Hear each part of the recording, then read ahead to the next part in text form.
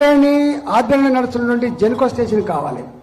ఒక 4 నుంచి 5 టీఎంసీలు లోకల్ డ్రింకింగ్ వాటర్ కోసం కావాలి. 10 టీఎంసీల నీళ్లు ఇవాళ కేవలం హైదరాబాద్ డ్రింకింగ్ కోసమే రావాలి. మీరు ఎక్కడైతే ఎంపీగా పనిచేసిందో మల్కాజ్గిరిలో, నేను ఇక్కడ ఎంపీగా ఉన్నా. రోజు రోజుకు 3 రోజులకోసారి నీళ్ళు వస్తలేవు, 4 రోజులకోసారి నీళ్ళు వస్తలేవు, 5 రోజులకోసారి నీళ్ళు వస్తలేవని చెప్పి బోర్లు వేయాలని చెప్పి డిమాండ్ వస్తున్న విషయాన్ని ఇక్కడ ప్రత్యేక చూస్తున్నా. కాబట్టి నేను సూచన ఏం చేసిన అంటే, ఈ లక్ష్మీ బరాజ్ ఇప్పుడు మరమ్మతులు అయితే లేదా పక్కకు పెట్టు, కానీ కన్నెపల్లి పంప్ హౌస్ దగ్గర అది లో లెవెల్లో ఉంటుంది కాబట్టి వాటర్ పోతున్నట్టుగా మనకు రికార్డులు వార్తలు వస్తూ ఉన్నాయి. కాబట్టి ఒక నిజంగానే 1,00,000 కుసకుల నీళ్ళు కనుక పోతే 98-99 మీటర్ల ఎత్తుందని చెప్పి అంటున్నారు. కాబట్టి రిటైర్డ్ ఇంజనీర్లు వాళ్ళకు ఉత్తరం కూడా రాసింది. కాబట్టి మీరు దయచేసి ఎత్తిపోయండి అని చెప్పినాం.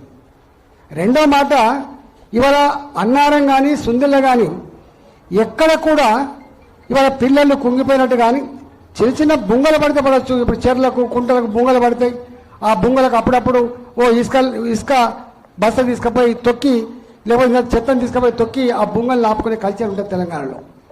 ఇక్కడ కూడా ఇవాళ నిజంగానే బుంగలు ఉంటే మనం రెక్టిఫై చేసుకోవచ్చు. కానీ ఎన్డీఎస్ఏ రిపోర్ట్ ప్రకారంగా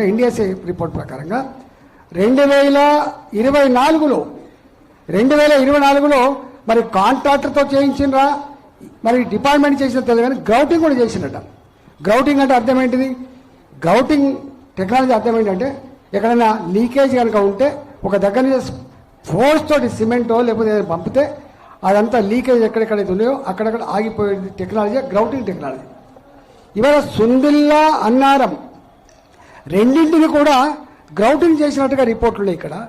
కాబట్టి ఇప్పుడు ఎన్డీఎస్ఏ ఏం చెప్పింది పక్కకు పెడితే, ఇవాళ 2 ప్రాజెక్టులు గ్రౌటింగ్ చేసిన ఉన్నాయి. కాబట్టి ఇవాళ ఇక్కడ ఎల్నినో వల్ల మొత్తం కరువు తాండవిస్తూ ఉంది. కాబట్టి ఇంత ఎమర్జెన్సీ పరిస్థితుల్లో కూడా ప్రభుత్వం వెంటనే సమీక్ష చేసుకొని ఎట్లా దీన్ని అధిగమించాలి, ఎట్లా నీళ్ళు తెచ్చుకోవాలని ఆలోచించాలి. కానీ ఇవాళ అజ్ఞానంతో నేను ఎన్డీఎస్ దగ్గర పోయి మరి మాకు కరువు వస్తూ ఉంది, ఎల్నినో వస్తూ ఉంది, మరి దీన్ని ఇప్పుడున్న పరిస్థితి ఎట్లా అధిగమించాలనో అడిగినావా అని చెప్పి అడుగుతాను. పాలకుడిగా ఎప్పుడు కూడా పాలకుడిగా ఎంత బాధ్యతగా ఉండాలంటే, నేను కూడా 25 ఏళ్ళు పనిచేసిన, ఇవాళ కేంద్రంలో ప్రధానమంత్రి గారు పనిచేస్తూ ఉన్నారు. నేను ఆరోగ్య శాఖ మంత్రిగా పనిచేసిన. నేను ఆరోగ్య శాఖ మంత్రిగా పనిచేసినప్పుడు కరోనా వచ్చినప్పుడు చైనా 30 రోజులలో 1000 పడకల ఆసుపత్రి నిర్మాణం చేసింది.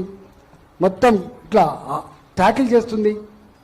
ఇవాళ అమెరికా, బ్రిటన్ అనేక దేశాలలో వాళ్ళ దేశ అధినేతలే కన్నీళ్లు పెడతా ఉన్నారు. భారతదేశంలో కనుక కరోనా వస్తే శవాల గుట్టలైతే అని చెప్పి పత్రికలలో, టీవీలలో వచ్చింది. నేను అప్పుడు ఆరోగ్య మంత్రిని భయపడ్డాం. కానీ మోడీ గారు ఒక నాయకుడిగా ఆయన చేసిన గొప్ప పని ఏంటంటే, దీనికి మందు లేదు, దీనికి మాకు లేదు. ఇప్పుడున్న ఈ పరిస్థితులలో ధైర్యం చెప్పడమే మన కర్తవ్యం అని చెప్పి ధైర్యం చెప్పి మిగతా అన్ని కార్యక్రమాలు నిర్వహించి ఆయన ఒక గొప్ప పని చేసిండు. వ్యాక్సిన్ కనుక రాకపోతే ప్రజల్లో విశ్వాసం రాదని అన్ని ప్రోటోకాల్స్ పక్కకు పెట్టి ఎమర్జెన్సీ ఉందని చెప్పి ఇవి ప్రైవేటు సంస్థలు రీసెర్చ్ చేసి ఇప్పుడు వ్యాక్సిన్ చేయాలంటే కష్టమవుతుందని చెప్పి ఇంత ఆర్థిక వ్యవస్థను తట్టుకోగలిగే కెపాసిటీ వాళ్ళకు ఉండదని బాజప్తా భారత ఆర్థిక వ్యవస్థ నుంచి డబ్బులు శాంక్షన్ చేసి ఇవాళ అనేక కంపెనీలకు డబ్బులు ఇచ్చి ఇవాళ వ్యాక్సిన్ మేఘాల మీద ప్రోటోకాల్స్ అని కూడా పక్కకు పెట్టి ఇవాళ వ్యాక్సిన్ తయారు చేయించిండు. వ్యాక్సిన్ తయారు చేయించడమే కాదు, హైదరాబాద్ లాంటి ప్రాంతాలకి స్వయంగా ఆనాడు మోడీ గారే వచ్చి ఇవాళ ఆ వ్యాక్సిన్ ఎట్లా తయారవుతుందో చూసిపోయింది. అంటే ప్రోటోకాల్స్ పాటించాలంటే పాటించదు. ఇప్పుడున్న ఈ పరిస్థితులలో యుద్ధ ప్రాతిపదికపైన ఉండాలి తప్ప ఇవాళ మరీ నార్మల్ పద్ధతిలో ఉన్నట్టు ఉండద్దని చెప్పే పని చేసింది. అంటే అర్థం ఏంటంటే, రాజకీయ నాయకుడుగా ప్రజలకు ఆపదొచ్చినప్పుడు దేశాన్ని కాపాడుకునే రాజకీయ నాయకుడి విజ్ఞత కది. కానీ నీకేం విజ్ఞత ఉంది రేవంత్ రెడ్డి? నీకేం విజ్ఞత ఉంది? ఇవాళ దీంతో రాజకీయాలు చేసే ప్రయత్నం చేస్తున్నావు. ఇవాళ అందువల్ల నీకంత గొప్ప బ్రాడ్ ఆలోచన లేదు. కేంద్ర ప్రభుత్వం కానీ కేంద్ర ప్రభుత్వ పరిధిలో ఉన్నటువంటి ఎన్డీఎస్ఏ కానీ మీరు కనుక పోయి అయ్యా నా రాష్ట్రంలో ఇట్లా తీవ్రమైన పరిస్థితి ఉన్నది, నీళ్లు కనుక ఎత్తిపోసుకోకపోతే నాకు రేపు కరెంటు బంద్ అయిపోయే ఆస్కారం ఉంది, రేపు సింగరేణి ఎలక్ట్రిసిటీ జనరేషన్ బంద్ అయిపోయే ఆస్కారం ఉంది, తాగే నీళ్ళు లేకుండా అని చెప్పి చెప్పుకునే ప్రయత్నం చేస్తే దాని నుంచి వాళ్ళు ఏమైనా ఒక రెమెడీ ఇచ్చి మీకు సపోర్ట్ చేస్తారు. కానీ నువ్వు ఆ ప్రయత్నం చేయలే.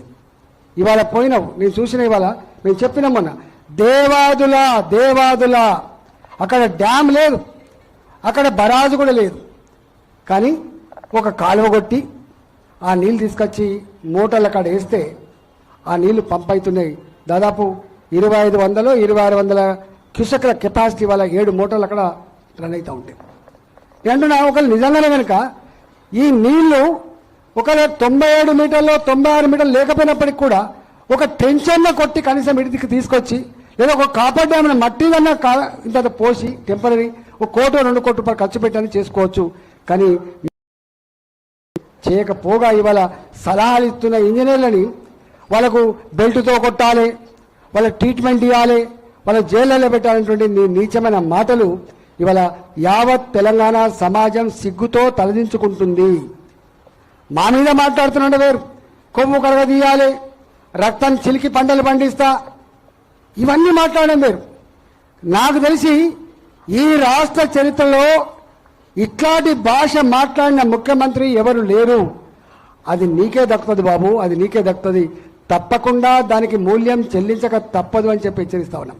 నువ్వు బ్రహ్మాండంగా అధికారంలో ఉన్నావు కాబట్టి, ముఖ్యమంత్రి కుర్చీలో కూర్చున్నావు కాబట్టి ఇవన్నీ వంది మా గాథలు ఆహా ఓహో అంటుండొచ్చు కావచ్చు, కానీ రేపు అధికారాన్ని గుంజేస్తే, నీ అధికారమైన ఫీజుని పీకేస్తే నీ బతికేందో తెలిసేట్టు ఆస్కారం ఉంటుంది. కాబట్టి నేను ఒకటే, ఇవాళ మీరు ఇలా పోయింది ఎక్కడికి దేవాలయంలో పోయిండు.